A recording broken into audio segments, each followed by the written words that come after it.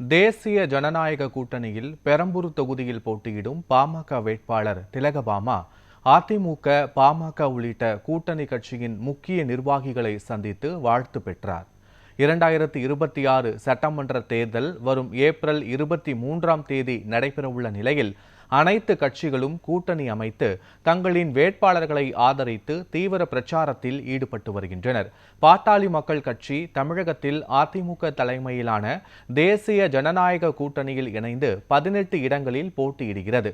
அதன்படி பெரம்பூர் தொகுதி பாமகவுக்கு ஒதுக்கப்பட்ட நிலையில் அந்த தொகுதியில் பாமக சார்பில் திலகபாமா வேட்பாளராக போட்டியிடுகிறார்.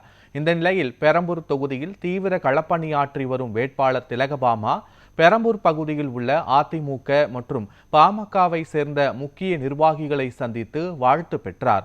வேட்பாளர் திலகபாமாவிற்கு வேல் பரிசாக வழங்கிய அதிமுகவினர் தங்களது வாழ்த்துக்களை தெரிவித்தனர். தமிழகத்தில் பெண்களுக்கான பாதுகாப்பு இந்த